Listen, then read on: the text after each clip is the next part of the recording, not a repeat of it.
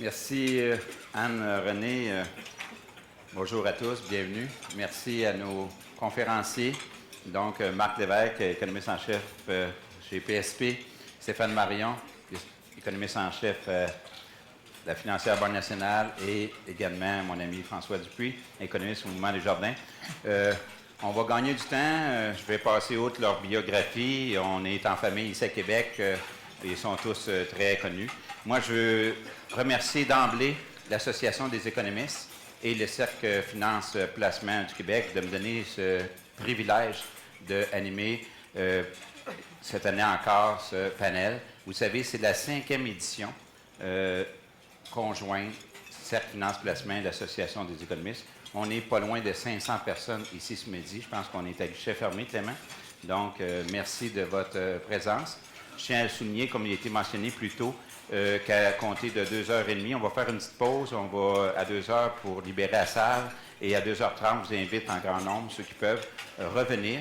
Écoutez, on a 2 grands conférenciers cet après-midi. M. Frédéric Gagnon pour la chaire Raoul d'Endurant. On va parler des États-Unis. C'est rendu que c'est un facteur de risque, les élections américaines qui s'en viennent. Donc, c'est quand même, j'aurais jamais pensé ça dans ma vie, dire que c'est un facteur de risque, les élections aux États-Unis. C'est une chose à surveiller. Et on a la chance d'avoir un officier, un grand officier de la Banque du Canada, avec Mark Coger, qui va nous parler de la Chine. Donc, Marc a été plusieurs années basé en Chine et il y a une analyse et un insight particulier. Donc, c'est un grand honneur. Comme a été mentionné également de la part de Anne-Renée, on va avoir le privilège le 20 septembre prochain d'accueillir le gouverneur de la Banque du Canada. Je connais un peu Steven et j'ai dit à Steven, tu sais, Steven, il faut que tu viennes dans la région de Québec. Ça fait 15 ans qu'on n'a pas eu de gouverneur de la Banque du Canada qui viendrait prendre la parole. Nous autres, ici dans la région de Québec, on a le taux de chômage le plus faible au pays. Que le pétrole soit à 120$ ou à 30$, on a encore le taux de chômage le plus faible au pays. Je pense qu'on peut être une source d'inspiration, la région de Québec, pour l'économie canadienne qui a besoin de se restructurer. Comme vous savez, et je pense que c'est le premier ministre Trudeau qui a mentionné, oui, on a des richesses sous nos pieds, mais dans la région de Québec, je pense que notre richesse, c'est qu'est-ce qu'on a entre nos 2 cerveaux, entre nos 2 oreilles, au niveau de notre cerveau. Donc, j'allais dire entre nos 2 cerveaux. Donc, entre nos 2 oreilles, c'est-à-dire ce qu'on a dans notre cerveau. On a des grandes industries, en fait, qui se portent très, très, très bien.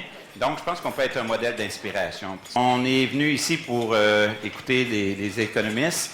Je ne suis plus en politique, je ne ferai pas de monologue, on est là pour les écouter. Donc, on a convenu ensemble que Marc parlerait de l'international, Stéphane parlerait du côté américain et François nous compléterait sur le Canada-Québec. Ils vont parler environ 18-20 minutes accompagnés de graphiques. Par la suite, on aura une période de questions. On vise qu'à 1h45, 1h50, tout soit complété. Et mon ami Clément m'a promis que cette année, il y aura un petit court mot de conclusion afin qu'à 2h moins 5, 2h moins 10, tout soit terminé. Donc, sans plus tarder, je vais inviter mon ami Marc Lévesque à venir de nous parler de l'international. Marc, s'il vous plaît. Merci. Aidez-moi à l'accueillir, Marc Lévesque.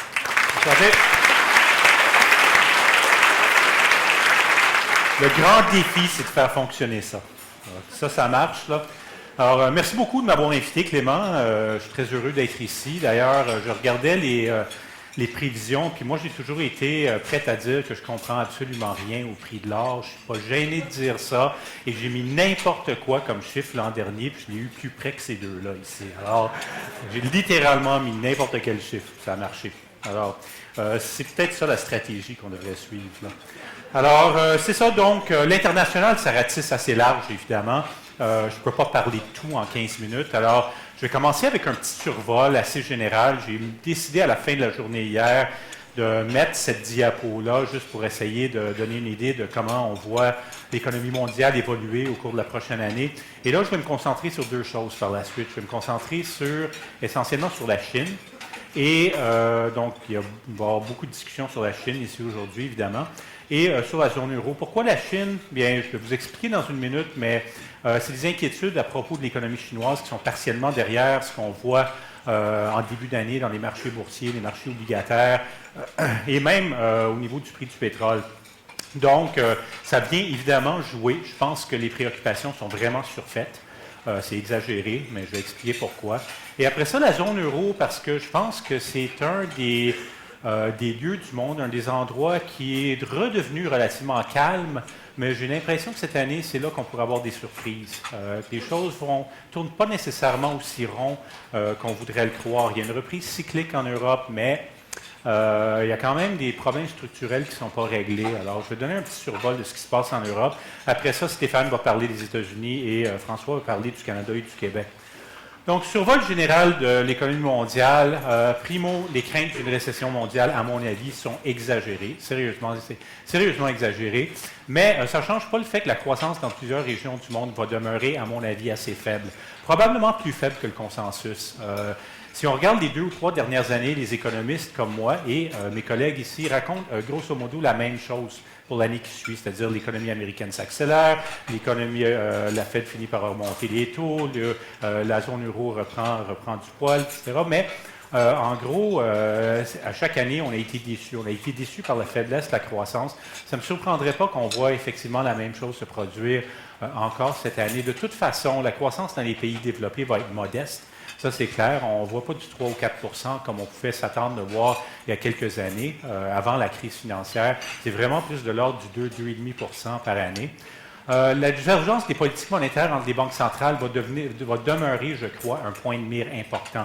Bref, dans la zone euro, en Chine, au Canada, ailleurs, on parle de desserrer la politique monétaire, alors que le focus aux États-Unis, c'est en fait le resserrement de la politique monétaire. Donc, ça, c'est un phénomène qu'on n'a pas vu souvent dans l'histoire de l'économie mondiale et je pense qu'il va demeurer un point de focus assez important.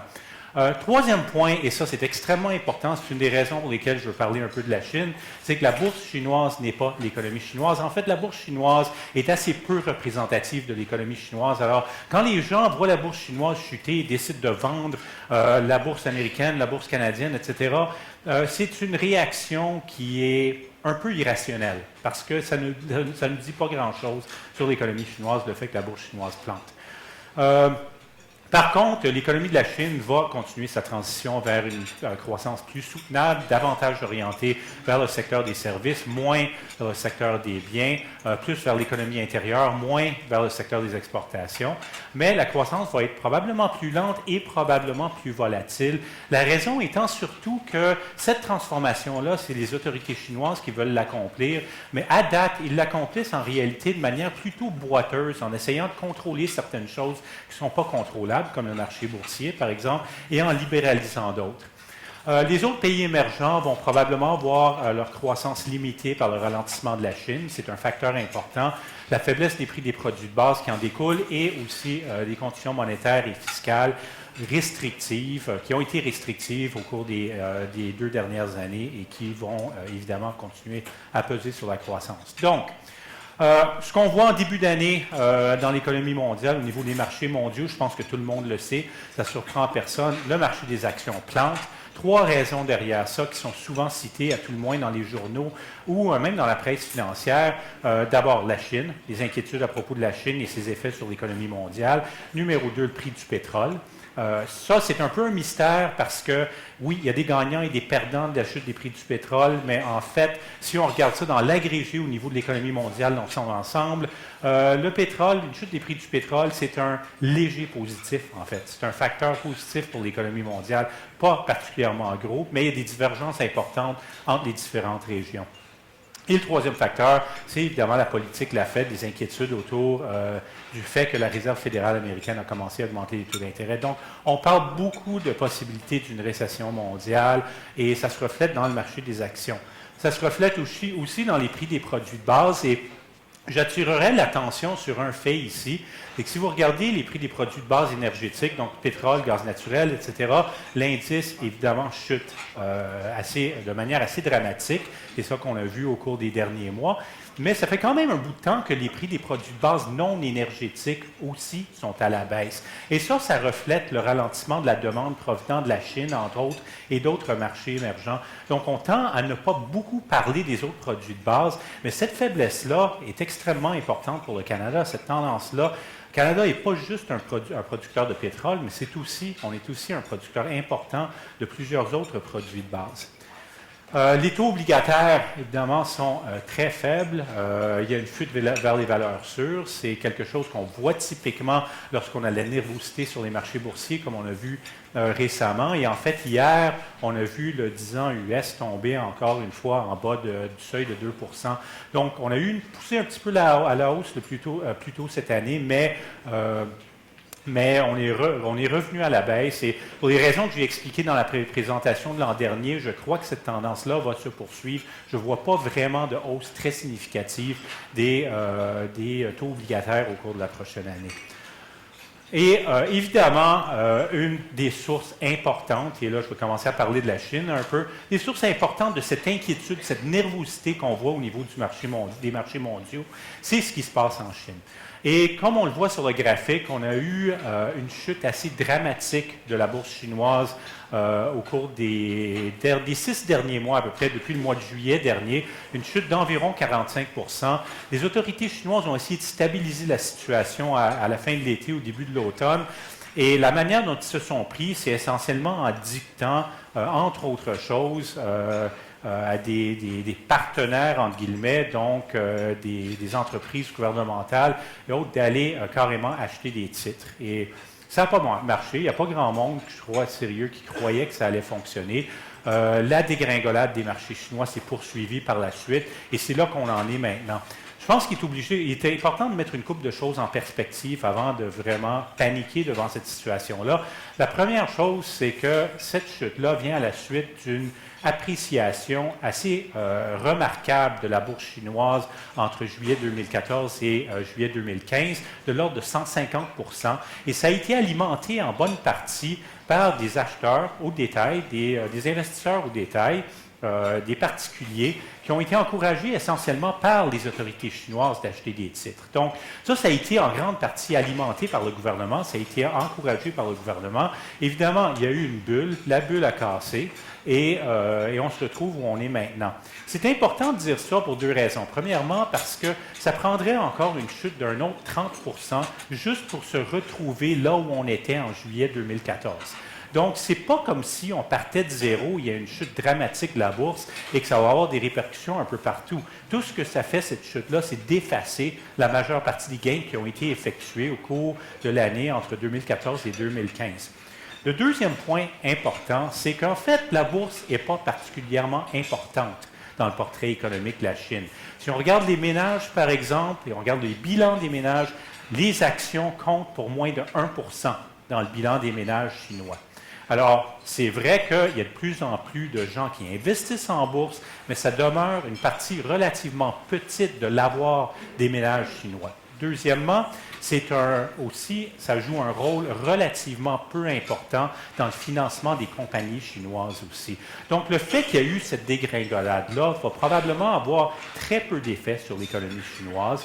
Et il n'y a vraiment pas de raison en soi de s'en préoccuper. Donc, c'est une des raisons pour lesquelles je dis qu'il n'y a pas beaucoup de liens étroits, comme on le voit. On n'a certainement pas les liens qu'on verrait dans les pays développés entre le marché boursier chinois et entre l'économie chinoise. L'autre raison, c'est que ça ne couvre pas l'économie au complet. En fait, ça couvre seulement 4 gros secteurs. Mais par contre, ce que vous pouvez voir sur le graphique précédent, c'est que l'immobilier compte pour une partie importante du bilan des ménages chinois. Et si on regarde ce qui arrive au marché de l'immobilier chinois, il y a eu une chute évidemment l'an dernier, ou avant l'an dernier, en 2014 en fait, mais il y a eu une reprise depuis. Et la reprise est quand même assez vigoureuse dans certaines villes. Si on regarde Shanghai, par exemple, l'appréciation du prix de l'immobilier, du prix des maisons, est de l'ordre de 15 %. Beijing, c'est de l'ordre de 10 %. Au niveau national dans son ensemble, on voit une appréciation de 5 %. Et ça joue un rôle beaucoup plus important dans le bilan des ménages chinois que le marché boursier. Donc, les risques, je crois, au niveau de la réaction qu'on verrait de la part des consommateurs chinois, de la part des entreprises chinoises, l'effet de débordement sur l'économie réelle va probablement être relativement petit. Il n'y a pas vraiment lieu de s'en préoccuper et je pense que les gens qui s'en préoccupent et qui paniquent à cause de ça s'en préoccupent beaucoup trop. Deuxième point important, c'est qu'il est vrai que l'économie chinoise ralentit. Vous avez ici sur le graphique, c'est la croissance du PIB chinois. Est-ce que c'est représentatif de ce qui se passe véritablement en Chine? Je pense que la question est ouverte. C'est des chiffres officiels. Par un miracle que personne comprend tout à fait, les autorités chinoises réussissent même non seulement à faire en sorte que leurs données sur le PIB atteignent carrément leur cible, mais d'autre part, ces données-là sont dévoilées en fait plus rapidement que les données sur le PIB américain. Alors, je pense qu'on peut un peu se poser des questions sur la qualité des données en question, mais si on regarde l'ensemble des données sur la Chine, sur l'économie chinoise, on n'a pas non plus l'impression que c'est complètement déconnecté de la réalité. Donc, par exemple, si vous regardez les données sur la production industrielle, il y a eu un ralentissement plutôt dramatique. Et ça, c'est en partie dû au fait qu'il y a une tentative, un programme conscient des autorités chinoises d'effectuer une transition du secteur industriel et du secteur des exportations vers le secteur de la consommation et le secteur des services en Chine. Et cette transition-là est en train de s'effectuer. Évidemment, ça n'a pas lieu sans volatilité, ça n'a pas lieu sans heurts, mais il est assez clair que c'est ça qui se produit. C'est un des facteurs qui est derrière le ralentissement qu'on voit. Évidemment, le fait que le secteur industriel ralentit plus rapidement que le reste de l'économie, c'est alimenté par ça. Ça a un effet assez marqué sur les prix des produits de base, entre autres, et c'est pour ça en partie qu'on voit ce ralentissement de ces prix-là au niveau mondial. Dans le secteur des services, il y a plus de vigueur. Effectivement, là, ce qu'on essaye d'effectuer en Chine, c'est une transition vers le secteur des biens, du secteur des biens vers le secteur des services.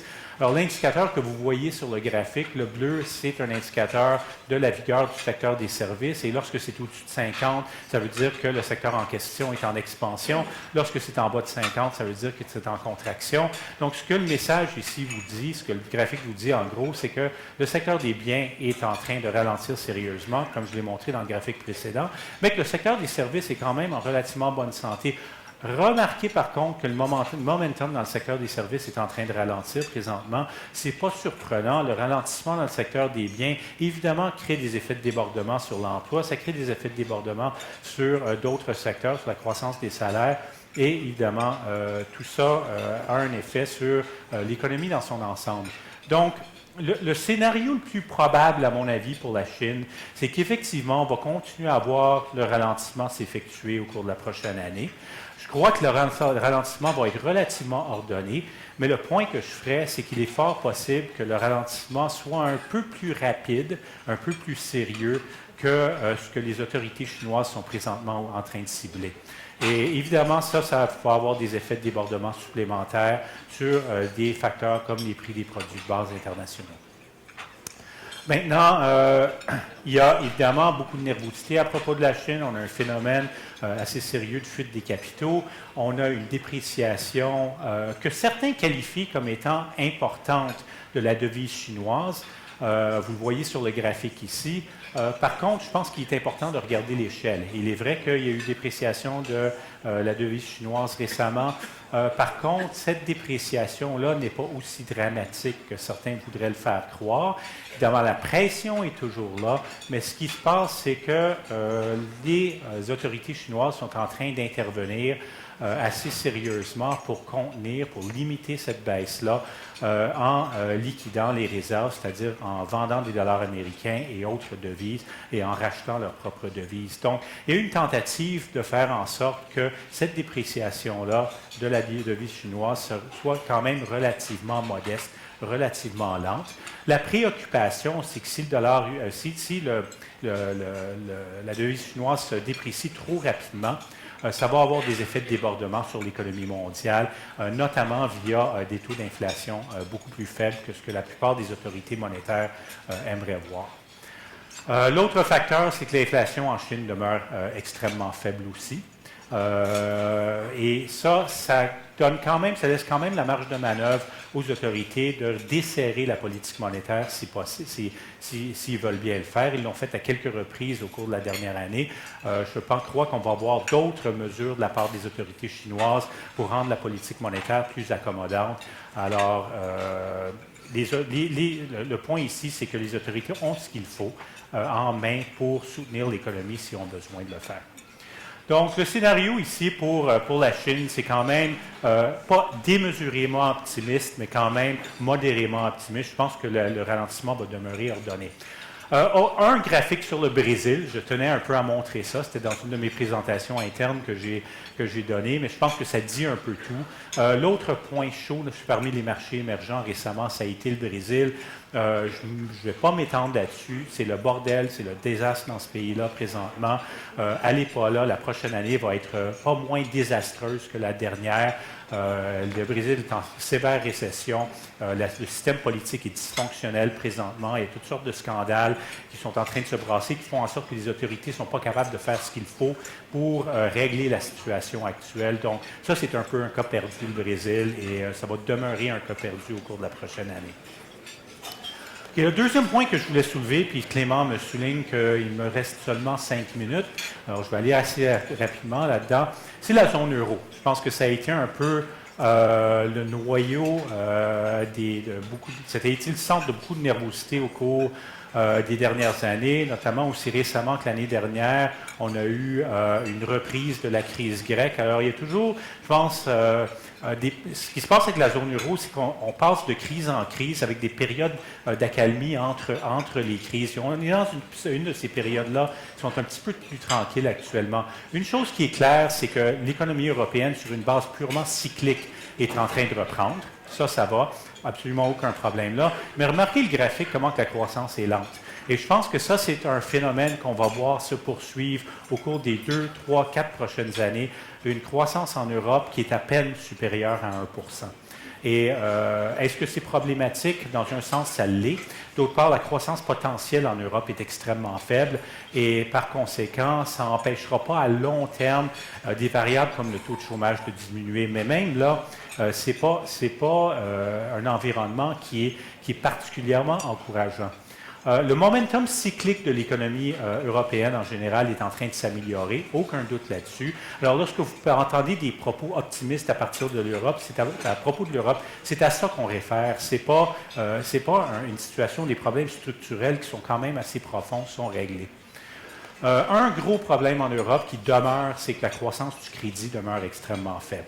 Et c'est une des raisons pour lesquelles moi j'ai toujours cru, avant même que l'Europe subisse sa deuxième récession, la récession qui a eu lieu en 2011-2012, c'est que le crédit aux entreprises demeure extrêmement faible. Les banques sont toujours réticentes à prêter aux entreprises et contrairement aux entreprises nord-américaines, où il y a quand même des sources de financement via le marché obligataire qui sont assez bien développées. C'est moins le cas en Europe. Les entreprises européennes dépendent énormément du crédit bancaire. Ce crédit bancaire-là s'est asséché et commence à peine à reprendre présentement. Donc, le crédit aux ménages est en train de s'accélérer. Le crédit aux entreprises, c'est toujours extrêmement lent. Et ça, c'est un facteur qui va probablement faire en sorte que la reprise en Europe va demeurer extrêmement anémique. Et notamment, si on regarde l'investissement des entreprises en Europe, ça demeure effectivement très anémique.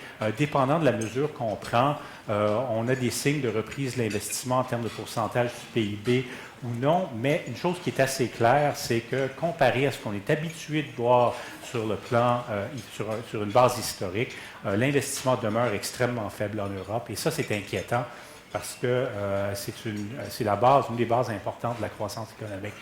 La croissance est trop lente pour vraiment faire baisser les taux de chômage significativement. Des pays comme l'Espagne, qui ont vraiment connu une reprise assez vigoureuse compte tenu de là où ils étaient, voient quand même une baisse du taux de chômage qui est assez visible.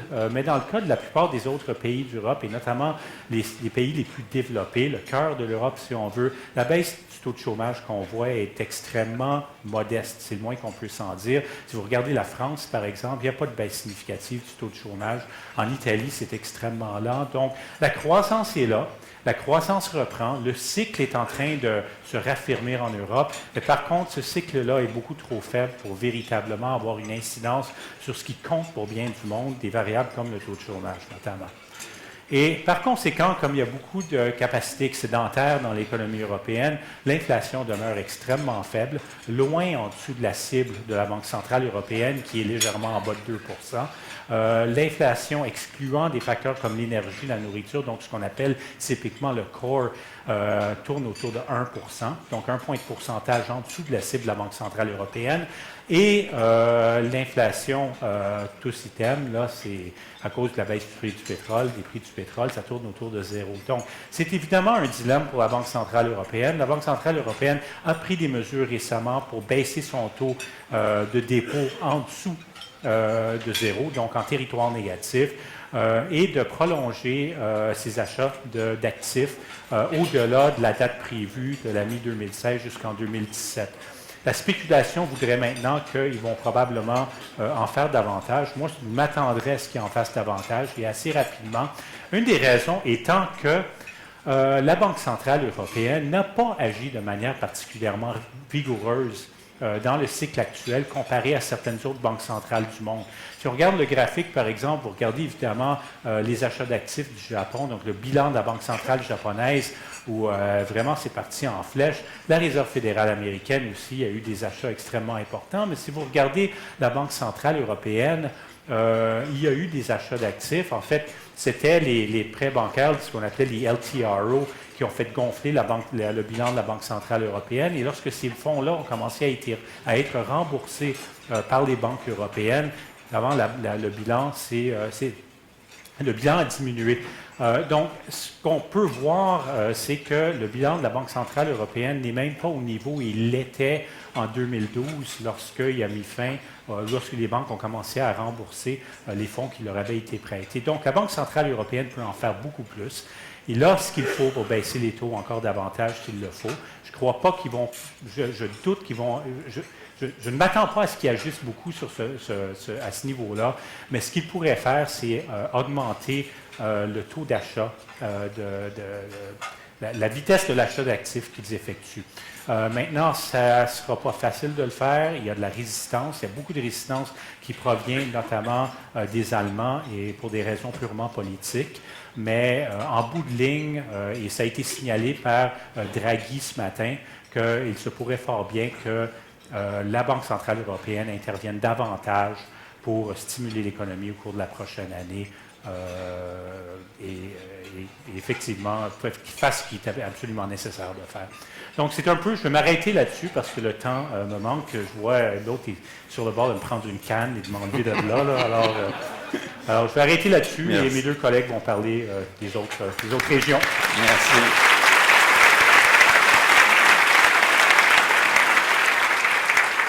Merci, Marc. Très intéressant. C'est un peu un rôle ingrat de garder le temps serré. On m'indique qu'on a jusqu'à 2 heures, donc ça va inclure les questions, ce qui va laisser le temps. J'ai menacé nos conférenciers que s'ils prenaient 25 minutes, il n'y aurait même pas de bouteille de vin. Donc, 23 minutes. Stéphane, peux-tu nous faire ça en 20 minutes? C'est l'économie américaine. Stéphane, accueillez-moi. Aidez-moi à accueillir Stéphane Marion, s'il vous plaît. Je vais le faire en 13. Merci de nous recevoir en si grand nombre. Je suis désolé pour monsieur à la caméra, je bouge, ça va être difficile de me capter.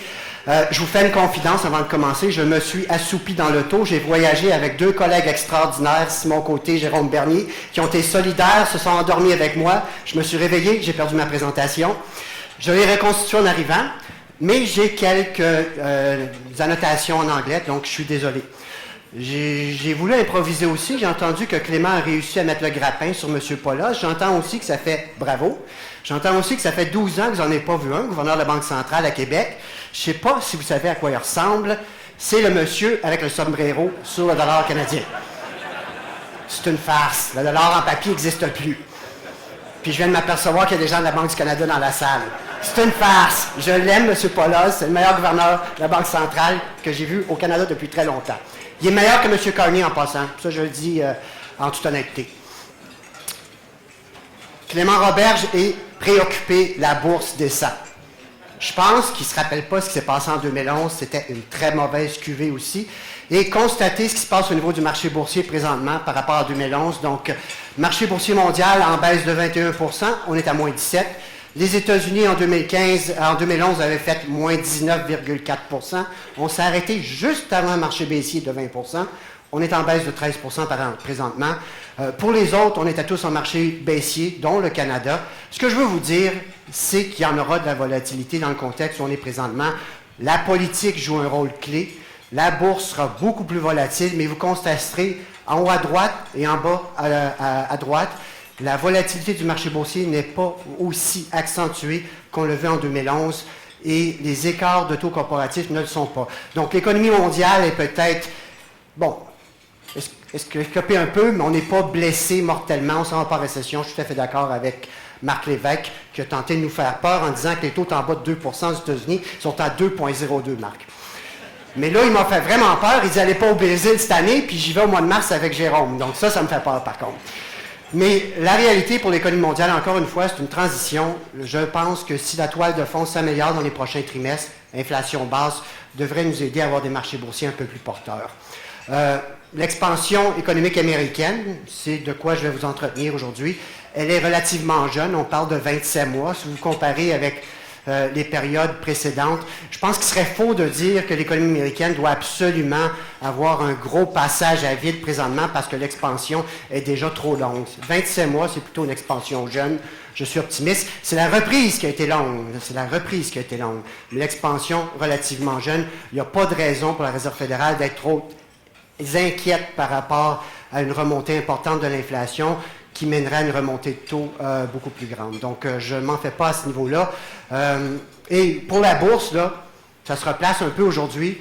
Et vous pouvez constater, à droite, c'est vrai qu'on est tout début de la saison des résultats aux États-Unis, le 4e trimestre 2015, mais tous les secteurs surprennent à la hausse au niveau de la profitabilité. Donc, encore une fois, il y a lieu de ne pas faire trop de preuves de pessimiste pour les marchés boursiers américains dans le contexte actuel. La Réserve fédérale a majoré ses taux au mois de décembre.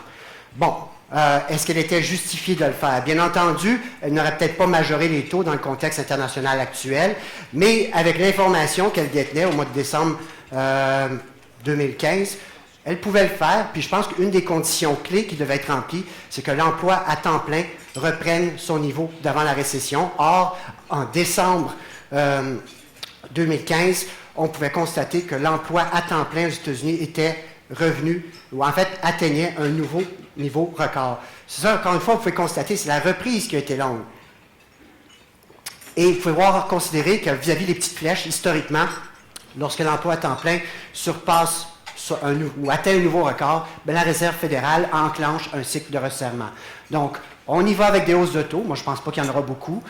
Mais la hausse de taux peut se justifier dans un contexte où l'emploi va bien et il y a aussi une transmission de politique monétaire.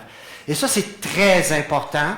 En fait, ça peut abaisser le stress de plusieurs aux États-Unis, dont les parents américains, qui, pour la première fois en 8 ans, voient leur enfant quitter leur maison.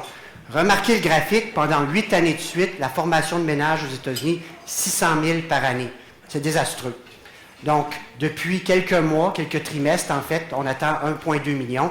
C'est ça fait un cycle économique avec l'emploi à temps plein qui revient. On peut procéder avec une formation de ménage. Et oui, là, il y a une transmission de politique monétaire parce que ça veut dire qu'il y a une consommation ou un potentiel de consommation plus intéressant. À savoir si le cycle américain est très avancé, absolument pas. Il y a peu d'endettement au niveau des ménages. Constatez que les Américains dépensent présentement 4,6 % de leur revenu disponible en termes de fardeau de la dette hypothécaire. C'est très, très peu comparé au Canada. Donc, il y a une capacité d'augmenter le taux de propriété aux États-Unis assez intéressante qui pourra soutenir l'économie américaine pour encore plusieurs trimestres. Donc, je pense que ce qui se passe présentement, c'est assez positif. En autant que j'ai des profits, je peux avoir de la formation d'emploi, création d'emplois à temps plein, formation de ménage. J'ai un effet multiplicateur via le secteur de la construction, la consommation, avec tout ce qui se passe présentement. Donc, moi, assez optimiste à ce niveau-là. Et l'autre bonne nouvelle, comment je peux avoir aux États-Unis présentement une formation de ménage assez intéressante, création d'emplois dans un contexte d'inflation basse? Je pense que c'est ça qui surprend le plus présentement aux États-Unis. On essaie de se l'expliquer, pourquoi l'inflation est si basse aux États-Unis.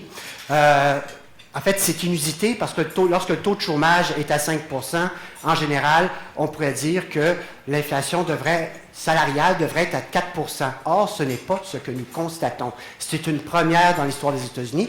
Bien sûr, des gens vont dire au niveau cyclique, le taux de chômage a augmenté à 10 %, donc il y a une capacité pour la Réserve fédérale d'être plus patiente, mais il y a aussi l'aspect structurel. Et ça, je ne veux pas le négliger. Et je vous dis, donnez-moi votre âge, je vous dirai combien vous gagnez.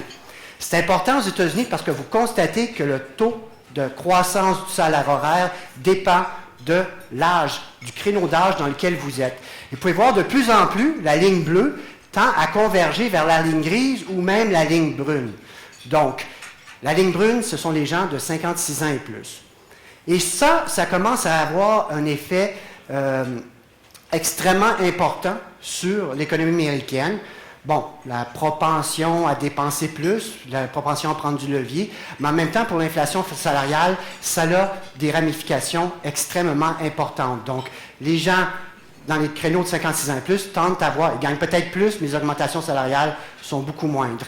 Et ça, je pense que c'est un facteur structurel, d'autant plus qu'on doit tenir compte de l'effet nombre. La réalité américaine, c'est que j'ai maintenant 22 % à peu près de la force de travail qui sont des gens de 56 ans et plus, et on va passer à 25 % d'ici à peu près 4 ans.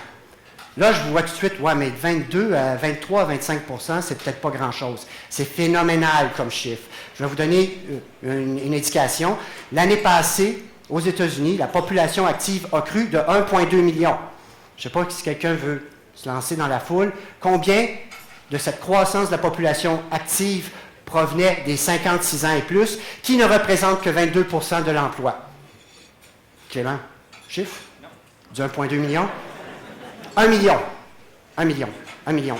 C'est ce que ça veut dire. Cette croissance-là de la population active a un impact dramatique sur ce qui se passera sur la croissance des salaires. C'est pour ça que je ne crois pas vraiment qu'on est dans un environnement où la Réserve fédérale doit s'inquiéter au niveau structurel d'une augmentation des salaires. Et évidemment, les ramifications, c'est que les hausses de taux seront beaucoup moins agressives que par le passé et que le taux d'arrivée pour la Réserve fédérale est beaucoup plus bas que par le passé. Donc, je pense que ça, c'est fondamental. La chose, par contre, qui agace aussi probablement la Réserve fédérale, c'est l'appréciation du dollar américain. Ça peut avoir des effets positifs, comme Marc Lévesque me faisait remarquer. Ils ne sont plus à 100 milliards d'actifs, ils sont 112 milliards. Probablement que c'est sa conversion en dollars canadiens de ses investissements aux États-Unis. Mais ça a été un gros changement dans la dernière année. Et la Réserve fédérale doit gérer cette augmentation de dollars américains parce qu'il peut y avoir des ramifications au niveau mondial. Vous comprendrez qu'il y a des pays émergents, dont, encore une fois, auxquels Marc faisait référence, qui se financent en dollars américains, dont le service de la dette devient beaucoup plus onéreux avec une augmentation du dollar américain.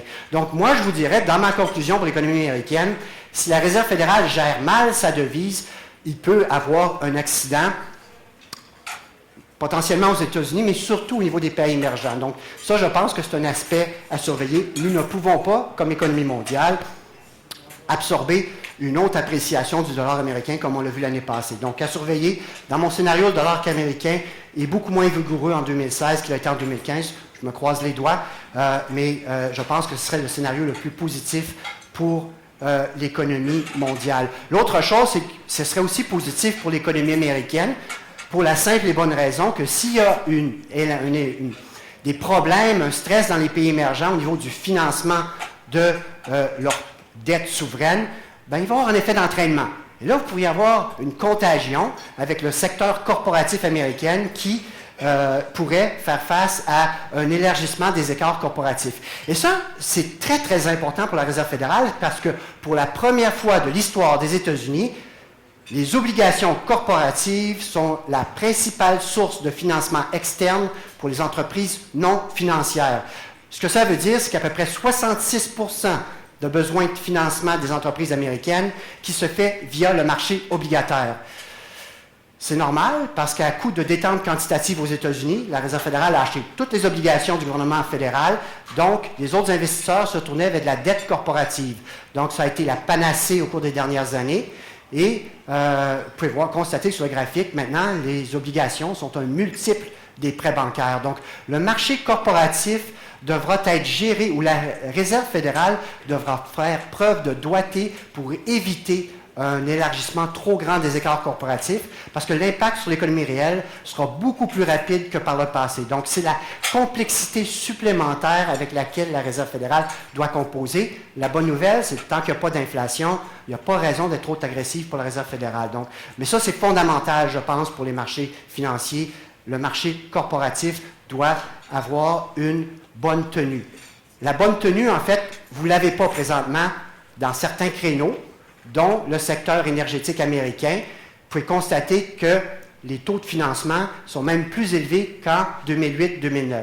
Là, je vous dirais, ne vous énervez pas, c'est 16 % du marché obligataire d'obligations de pacotille, le high yield aux États-Unis, donc ce n'est pas la fin du monde, OK? Si vous prenez des probabilités de récession aux États-Unis basées là-dessus, vous diriez que les États-Unis sont à 40 % de probabilité de récession. Donc, les marchés sont inquiets. Mais si vous excluez le secteur énergétique, bien là, vous tombez à 20 %. Soudainement, c'est moins énervant. Mais comme Canadien, moi, ça ne me dérange pas vraiment que les écarts comparatifs dans le secteur énergétique montent autant que ça. Pourquoi? Parce que ça peut entraîner une baisse de la production américaine.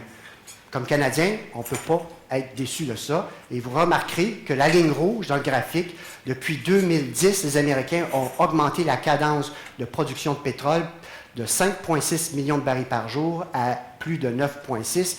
Et présentement, avec ce qui se passe dans le marché corporatif, et ce que je vous ai dit tout à l'heure, comment on se finance via le marché corporatif, même dans le secteur énergétique, avec ce qui se passe sur les écarts de production, je m'attends que dans les prochains mois, la ligne rouge commence à baisser. Et ça pourrait aider le dollar canadien, évidemment, et le prix du pétrole. Ça, c'est 13 minutes en passant. Là. Je suis pas rendu à 15, mais je visais 13 minutes. Donc ça serait une bonne nouvelle pour le marché canadien. Encore une fois, pour les États-Unis, si on y va un peu plus large et on regarde le marché corporatif pour les obligations de haute qualité constatées 2016 par rapport à 2011. Donc, pour mon ami Clément Roberge, la bourse, en fait, elle devrait être moins stressée cette fois-ci, en 2016, qu'en 2011, à moins que je procède à des augmentations de taux corporatifs dans les prochains mois. Encore une fois, je pense que c'est là qu'il faut surveiller et les problèmes pourraient émaner de ça, mais tant qu'il y a la croissance au rendez-vous, comme on voit aux États-Unis, je pense que c'est un moindre mal. Donc, en conclusion, ma croissance mondiale, parce que comme Marc a parlé des États-Unis, je vais parler mondial, 3 % Marc, je pense que c'est en ligne avec toi aussi. La Chine, pour ne pas contredire mon ami Mark Kruger qui est dans la salle, sous les 7 %, je suis certain que je suis dans sa zone de confort, hein Marc? Les risques géopolitiques sont toujours présents. Croissance américaine, moi je la mets autour de 2 %, qui est autour du potentiel, avec une inflation toujours faible, autour de 1,5 %. Donc je vous pose la question, je me pose la question aussi. Je me suis mis dessiner 2 hausses de taux pour la Réserve fédérale cette année. Le marché de l'emploi demeure porteur, mais il y aura une décélération, parce qu'à 2 % de croissance, il faut penser que l'emploi américain va décélérer autour de 150. J'espère que ça ne vous empêche pas de dormir. 150, c'est un excellent chiffre. 300, comme présentement, c'est beaucoup trop fort. Taux 10 ans, ça sera faible. Moi, je vous disais, là, on est à 2,02, peut-être qu'on va à 2,3 %, mais je ne pense pas qu'il y ait un accident majeur pour le marché obligataire américain. Dollar US un peu plus faible si la Réserve fédérale arrive à gérer la situation et que la Chine ou d'autres pays ne se lancent pas dans une guerre de devises avec des dépréciations ou d'évaluations à outrance. Le facteur de risque principal, c'est le taux de roulement au sein de certaines dirigeantes. Les taux de roulement peuvent être positifs des fois lorsqu'on parle de El Chapo. Pour Michel Therrien, je ne le sais pas. Dans cette photo-là, il y en a juste un. J'ai juste un qui a l'air content de peut-être changer de job cette année et je ne suis pas certain que ce soit une bonne nouvelle pour l'économie américaine. Merci beaucoup.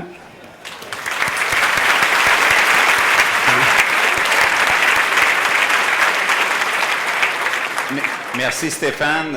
Pour 2 morceaux de robot pour ta concision. On vient de retomber sur nos rails. On est en ligne pour notre temps. Et je vais, sur ça, aidez-moi à accueillir François Dupuis qui va nous parler du Canada et du Québec. Merci.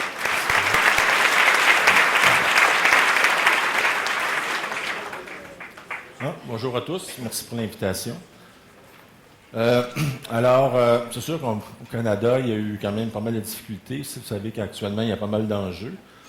Le principal enjeu que je vais discuter en premier, c'est le choc pétrolier. C'est un choc qui, naturellement, qui est très difficile, très complexe. J'ai pris un peu les arguments de la Banque du Canada, ce qu'ils ont dit depuis quelques jours. C'est sûr qu'une chute des prix des produits de base aussi sévère, une baisse de 76 du prix du pétrole, le WTI, un prix du pétrole canadien rendu à 12-13 $, ça fait extrêmement mal sur l'économie. Alors, c'est sûr que c'est un des chocs les plus complexes à analyser et à subir pour les décideurs. C'est extrêmement puissant. On le verra à la étape suivante sur les termes de l'échange, qu'est-ce que ça donne. Il y a beaucoup de secteurs qui sont touchés, beaucoup de régions. Le problème, c'est que ça commence à toucher la plupart des secteurs, la plupart des régions.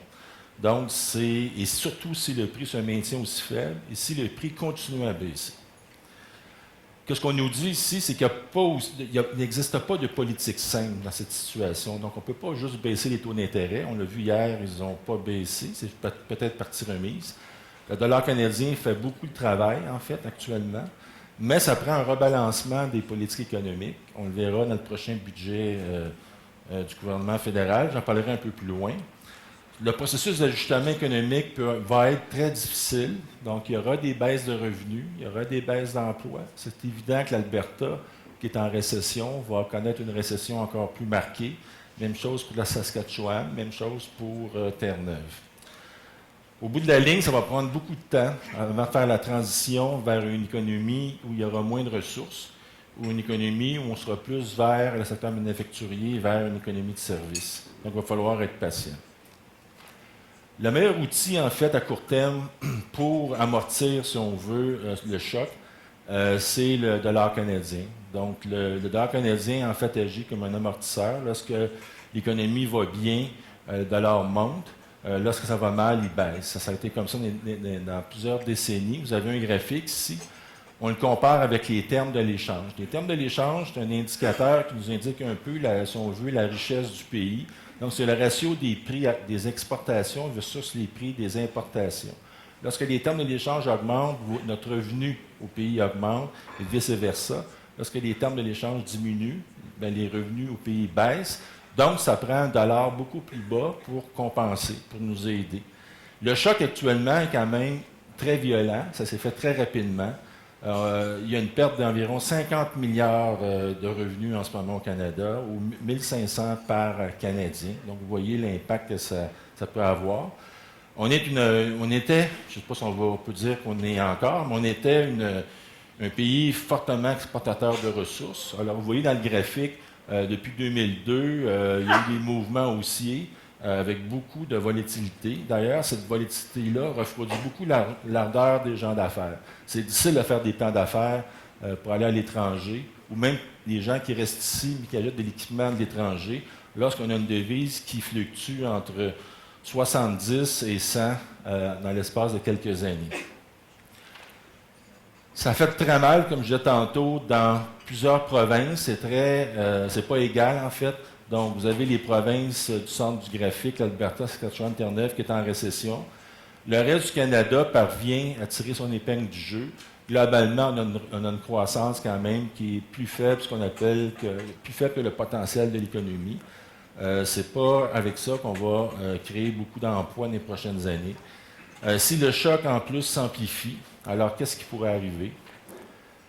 Sur le graphique suivant, alors vous avez les secteurs du pétrole et du gaz qui produisent à perte depuis quelques trimestres.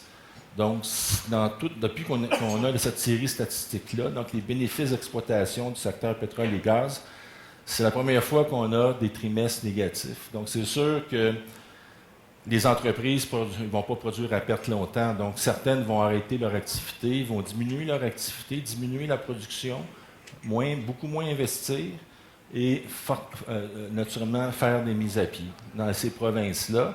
Mais il y aura, comme il y a beaucoup d'intrants qui sont achetés dans d'autres provinces, il y aura des répercussions. Sur le graphique à droite, vous avez les nouvelles perspectives du secteur pétrolier sur les investissements dans leur secteur. Donc, 2014, on était à 80 milliards. Ils nous ont dit que ça a baissé d'environ 40 pour 2015. Et là, les chiffres qu'on voit, c'est encore une baisse qui pourrait aller jusqu'à 25 %. Donc, c'est sûr que là, on est rendu un peu au bout de la limite.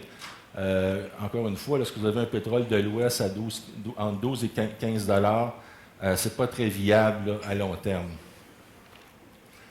Alors, qu'est-ce qui se passe? C'est que ça donne des très mauvais messages aux entreprises. Les entreprises canadiennes sont devenues nettement moins confiantes dans le secteur pétrolier et hors secteur pétrolier. Ici, vous avez le sondage de la Banque du Canada qui a été divulgué en début janvier sur les investissements en machines et matériels pour les 12 prochains mois. Donc, lorsque c'est en vert, le sol est positif, donc les gens pensent que ça va s'améliorer. En rouge, on pense que ça va se détériorer. La dernière donnée qu'on a eue en début janvier, c'est qu'effectivement, il y a plus de gens qui pensent que ça va baisser, globalement, dans l'économie canadienne. Donc, on voit qu'il y a une contagion des effets de l'industrie du pétrole dans d'autres secteurs. Il y a des projets visant à accroître les capacités de production qui sont en train de diminuer ou de ralentir. Il y a un recul des investissements dans plusieurs régions, encore une fois, pas juste dans les régions où on produit du pétrole. Qu'est-ce qui peut expliquer ça? La faiblesse de la vigueur de la demande intérieure. Donc, les gens voient que l'économie, un peu partout, n'est pas trop forte. Beaucoup d'incertitudes au niveau mondial. Demande étrangère qui est bonne aux États-Unis, mais moins bonne dans d'autres régions. Et la faiblesse qui devrait perdurer des prix des matières premières. Par contre, il y a de l'espoir. Nos exportations hors énergie, c'est un peu là que je pense qu'on va peut-être gagner un peu de force au niveau de la croissance de l'économie. Donc, si vous avez un graphique qui montre les pertes de part de marché du Canada, en fait, c'est les exportations américaines en provenance du Canada. Donc, c'est une façon un peu de voir si le Canada est aussi présent sur le marché américain. Et vous voyez bien que depuis 2001, à cause de l'effet Chine, l'effet d'un dollar fort, le fait qu'on manque peut-être de productivité ici au Canada, du manque d'investissement, nos positions ont fortement baissé. Récemment, en 2013-2014, ça a eu tendance à monter un petit peu. 2015, le chiffre est provisoire, mais vous voyez que c'est très faible. Donc, ce n'est pas de très bon augure au niveau de nos parts de marché, surtout du côté américain. Par contre, il y a des bonnes nouvelles. Il y a 2/3 des exportations hors produits de base qui sont sensibles au mouvement du dollar canadien sont sur un élan positif. Donc, vous voyez ce graphique-là. Vous avez la demande étrangère. Donc, c'est un indice composite de plusieurs pays. Il y a les États-Unis qui est fortement pondéré. Vous avez également le Royaume-Uni, la France, le Mexique, la Chine, ceux avec qui on fait affaire. Alors, la ligne est quand même à la hausse. Et en théorie, nos exportations devraient suivre. Donc, c'est quand même positif. Et c'est ça pas mal dans nos prévisions qui nous amène à accélérer un peu la croissance du PIB. L'autre bonne nouvelle, c'est qu'en 2015, le UR s'est fortement déprécié contre la plupart des pays. On s'était déjà déprécié un peu en 2014, mais surtout récemment, on a eu un autre coup, comme vous le savez, on a eu une dépréciation de 12 % au cours des 3 derniers mois. Et ça fait en sorte que là, on semble avoir gagné un avance sur les autres pays. Les autres pays se déprécient également à peu près du même ordre jusqu'à tout récemment. Mais le dollar canadien, lorsqu'il a franchi les 75 sous, puis il est rendu à 60, dans les 69, 68, mais là, on a un avantage net. Et peut-être c'est ça qui va un peu nous sauver. Et je pense que ça ne donne rien de rebaisser encore les taux d'intérêt pour la rendre plus faible. Je pense que présentement, on a un avantage qui s'est créé. Alors, lorsqu'on regarde ce portrait-là, pour apprendre la citate de Stéphane sur Michel Terrien, puis du Canadien, mais on fait quoi? Donc, il y a la politique budgétaire.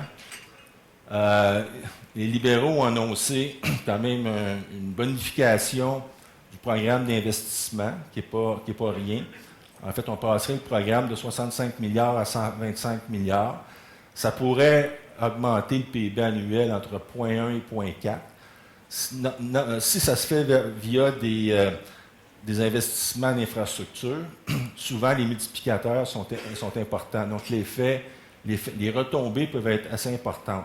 Par contre, ça prend du temps. Naturellement, on ne crée pas une route, un pont ou une infrastructure importante rapidement. Il faut y penser, il faut faire les plans, il faut se décider, il faut en discuter avec les provinces, il faut en discuter avec les municipalités. C'est que ce n'est pas toujours évident. Mais l'important, je pense, c'est de stimuler l'offre. C'est l'offre actuellement qui est en problème. Notre PIB potentiel baisse. Donc, de stimuler l'offre par des dépenses non récurrentes en infrastructures collectives qui sont très productives pour l'économie. Puis si en plus, on peut le faire dans l'économie verte, mais ça sera encore mieux. Donc, je pense qu'il y a un plan à mettre en place. Il y a de l'espace, il y a de l'argent. Le gouvernement fédéral a une dette PIB très faible. Alors, je pense que ce serait le moment de faire les choses, puis peut-être d'en mettre un peu plus. Comment plus? Alors là, je vous ai fait 3 scénarios. On sait que le fédéral a une bonne marge de manœuvre. Premier scénario de base. Donc, on a eu des déficits, on est revenu à l'équilibre budgétaire. Actuellement, on semble être un petit déficit.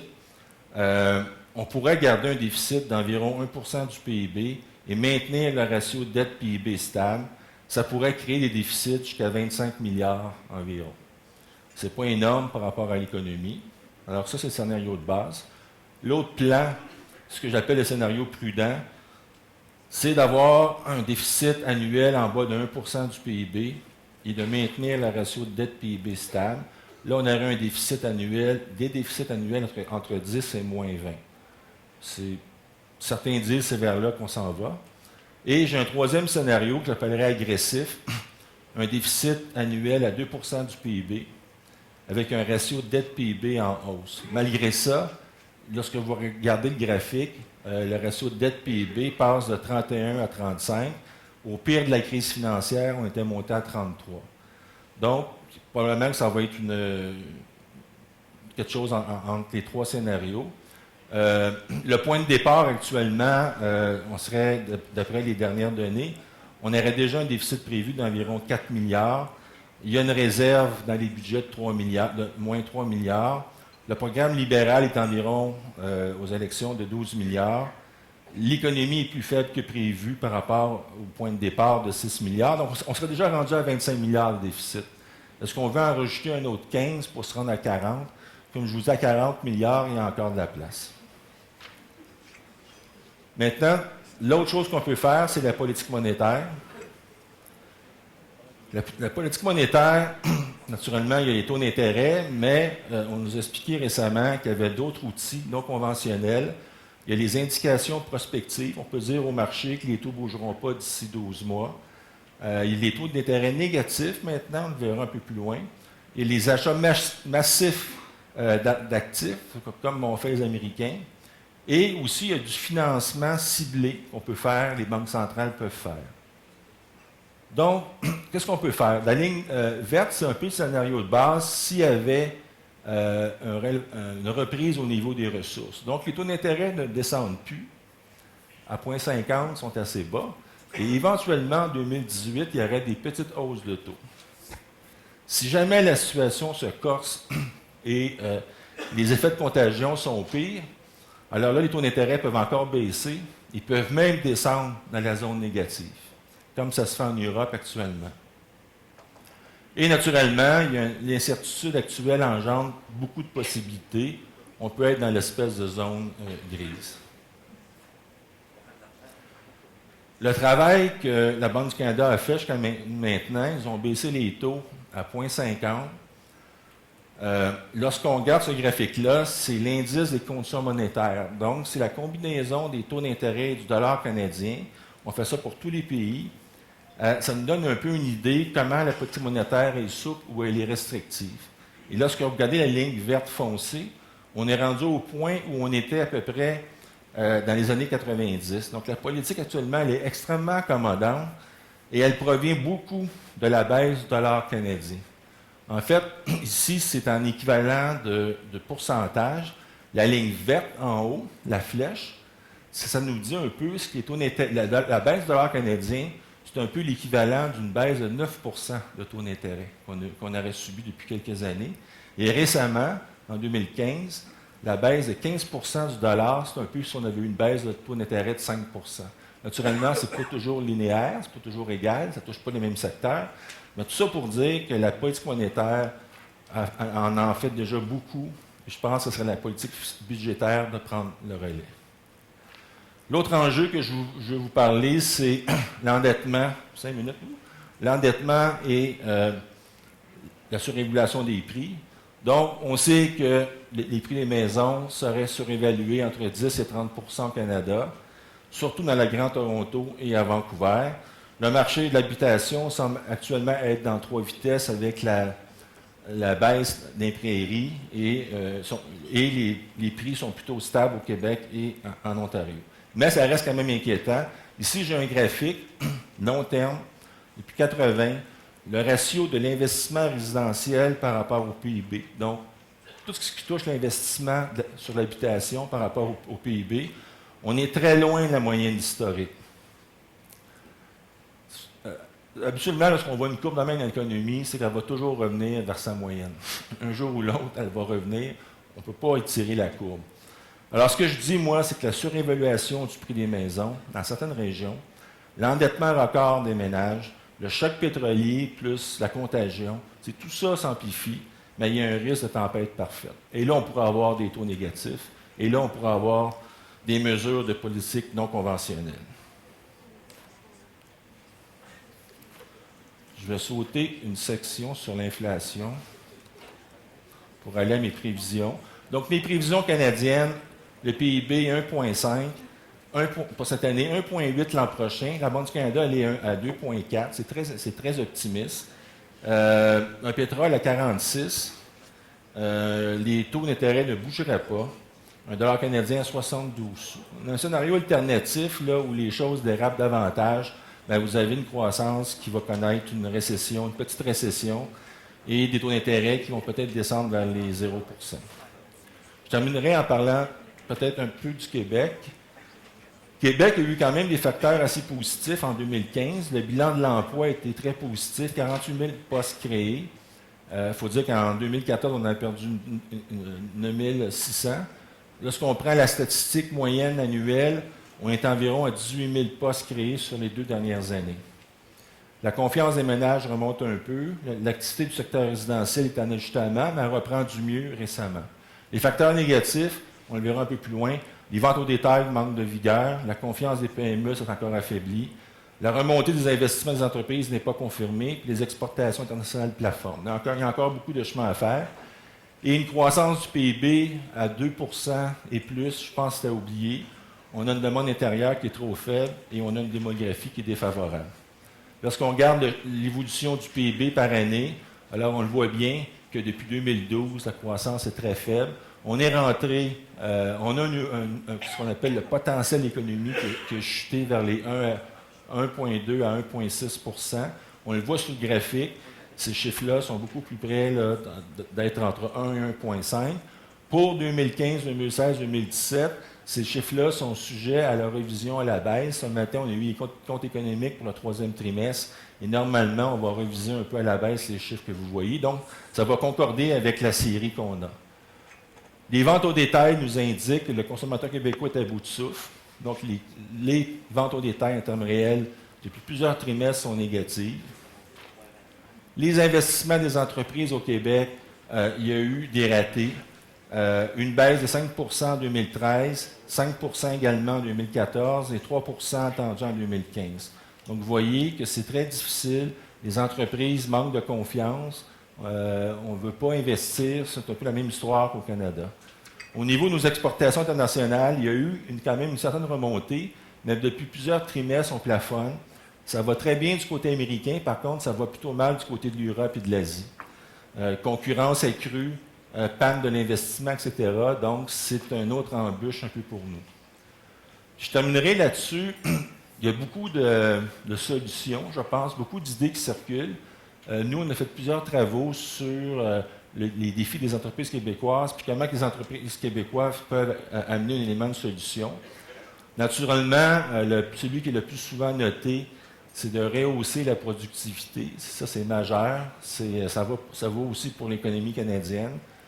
Il faut aussi stimuler l'entrepreneuriat, développer à travailler les marchés hors Québec, donc amener nos entreprises, nos PME à l'extérieur du Québec, dans des endroits où c'est beaucoup plus concurrentiel, ils n'auront pas le choix d'investir pour être plus productifs et d'intégrer davantage les chaînes de valeur mondiales. Être ouvert à l'investissement étranger, c'est important, ça stimule la concurrence locale, ça donne beaucoup d'occasions d'affaires ici à l'interne et ça fait augmenter certains salaires. Travailler à former la main-d'œuvre en mode continu, ça c'est bien évident. Et le dernier, supporter les efforts d'intégration des immigrants au monde du travail. Ça, c'est un problème qu'on a ici au Québec. Les immigrants ne participent pas assez, on les laisse trop de côté. Alors, je pense que c'est important. Alors, ça termine. Je vous remercie beaucoup.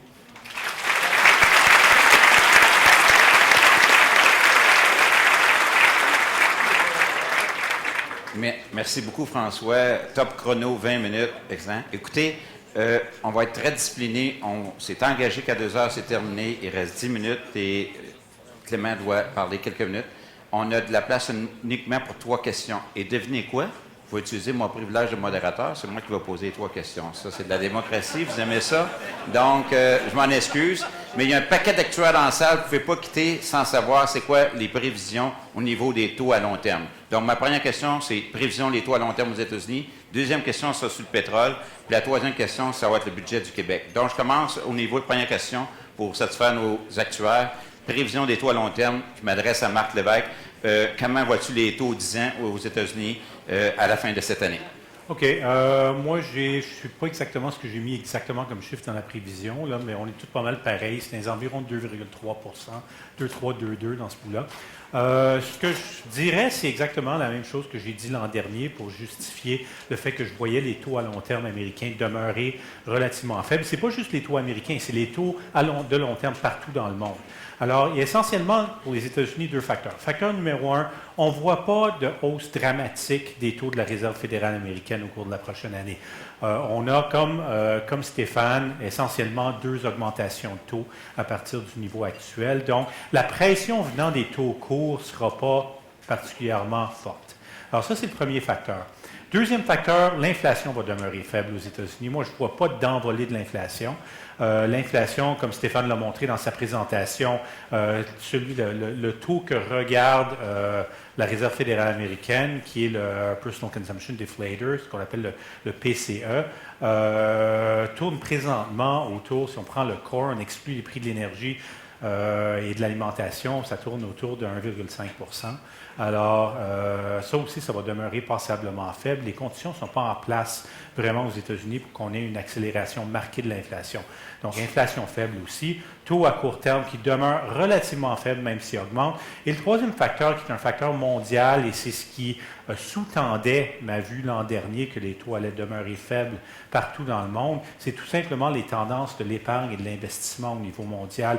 Les éléments les plus fondamentaux qui déterminent les taux réels à long terme. Donc, les taux d'épargne sont extrêmement élevés. Le niveau de l'épargne mondiale est extrêmement élevé relativement aux normes historiques. On a une situation où on a à la fois un phénomène de désendettement dans la plupart des pays industrialisés et même dans certains pays émergents.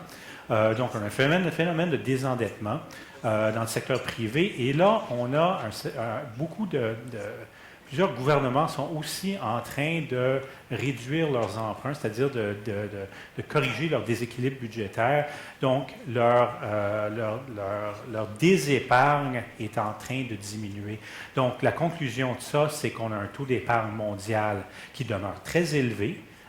Et en même temps, le taux d'investissement mondial demeure relativement faible. Les firmes au niveau mondial investissent peu relativement aux tendances historiques. Donc, ces facteurs-là font en sorte que les taux vont demeurer très faibles. Je vous souligne, pour ceux qui veulent compléter le feuille de papier, vous donner des petits clous sur les prévisions. Donc, Marc est celui qui est le plus pessimiste dans un sens, sur l'économie ou optimise les taux, dans ce sens qu'il voit que les taux US au niveau seront à 2,20, les 10 ans US à la fin de cette année, alors que notre ami François les voit à 2,5. Au Canada, Marc, il le plus bas à 1,40 actuellement. M. Trudeau peut financer pour les 10 prochaines années 1,2 et Marc prétend qu'à la fin de cette année, ça va être 1,4. Stéphane de la Banque nationale les voit à 1,70 à la fin de cette année. Donc, allons maintenant sur le pétrole. Merci d'avoir des réponses courtes. On le fait en 2 minutes. Stéphane, pétrole, tu es celui qui voit le plus bas. Donc, Marc Lévesque voit le pétrole à 50$ et toi, tu es le plus bas à 40$. Mais c'est quand même pas loin de 15$ plus haut. Là, je ne sais pas mieux donc, que... comment tu vois le pétrole? Là? Ben, moi, vous avez vu, hein, le pétrole, c'est pas un choc de demande, c'est un choc d'offre. Vous avez vu ce qui s'est passé aux États-Unis. Et je réitère, si effectivement on doit croire ce qui se passe sur les marchés corporatifs américains, que les entreprises dans le secteur énergétique auront de sérieuses difficultés à se financer. Nonobstant les gains de productivité, je pense que la production US doit baisser. Donc, je me croise les doigts encore une fois comme Canadien, Clément, mais je pense que ça passera. Je pense que le durcissement des conditions de crédit font en sorte que je pourrais avoir une baisse de production aux États-Unis. Et l'autre chose, évidemment, je pense que peut-être que l'Arabie saoudite va être tannée de dilapider son fonds souverain d'ici quelques mois et peut-être qu'on procédera là aussi à un ajustement au niveau de l'offre. Donc, je pense qu'il est possible de fermer le robinet. Ce n'est pas un choc de demande, c'est un choc d'offre. Il y a une rumeur ce matin qu'ils vont changer le ministre saoudien qui s'occupe de l'énergie. Donc, si j'utilise mes 3 années d'expérience en politique, un remaniement d'habitude, ça suggère qu'il va y avoir un changement de politique peut-être qui s'en vient. Donc, à suivre, voir s'il y aura un changement. Ça fait quand même au-delà de 20 ans qu'il est ministre saoudien du pétrole. Si tu changes le ministre, c'est peut-être que tu vas changer de stratégie puis tu vas abandonner la stratégie, mais ça va être à suivre. Dernière question, rapidement. Québec, tu es un expert de finances publiques, François. On ne peut pas te laisser aller sans savoir comment tu penses, OK, là, ils vont avoir l'équilibre budgétaire. Il faut bien croire le ministre qui va être en équilibre budgétaire. Mais il nous a dit qu'il viendrait l'an prochain, Carlos. En tout cas, on va l'attendre. Toi, là, dans la mesure où que Québec reçoit au-delà de 9 milliards de péréquations, puis ça, c'était dû au pétrole, mais veux-tu bien me dire, est-ce qu'ils vont être capables de garder l'équilibre budgétaire dans les 3 prochaines années, étant donné qu'on va recevoir pas mal moins d'argent d'Ottawa dans les prochaines années? Comment tu vois ça? En fait, en partant, le PIB, on l'a vu tantôt, le PIB réel va être beaucoup plus faible, possiblement avec moins d'inflation. Donc, le PIB nominal va être plus faible. Le PIB nominal, ça, c'est la proxy un peu pour l'évolution des revenus. Donc, ils auront moins de revenus. Mais comme ils ont fait récemment, c'est qu'ils vont vraiment comprimer les dépenses. Donc, ils vont pouvoir aller chercher, je pense, l'équilibre et avoir même des surplus pour les prochaines années. La péréquation, ça va venir après. Là, c'est des moyennes mobiles sur 3 ans. Ça prend un certain temps avant de se faire aller, avant d'arriver, en fait, ces effets-là. Mais ça va être, je pense que ça va être le même contexte au cours des prochaines années. Ça va être extrêmement difficile. Et ça va être une gestion rigoureuse qu'il va devoir faire, des choix. S'il y avait un surplus, moi, j'en mettrais une bonne partie à la réduction d'impôts, des tables d'impôts des particuliers. Les Québécois, on est beaucoup trop taxés. C'est évident pour moi qu'on doit aller vers ça en premier. Peut-être qu'on va arriver à la conclusion que Carlos va arriver à la même conclusion que moi. C'est toujours bien plus agréable d'être revenu économiste en chef dans le privé que de gérer les finances publiques, finalement. Donc, écoutez, avez-vous aimé la formule? Bon, écoutez, je voudrais qu'on remercie nos 3 conférenciers.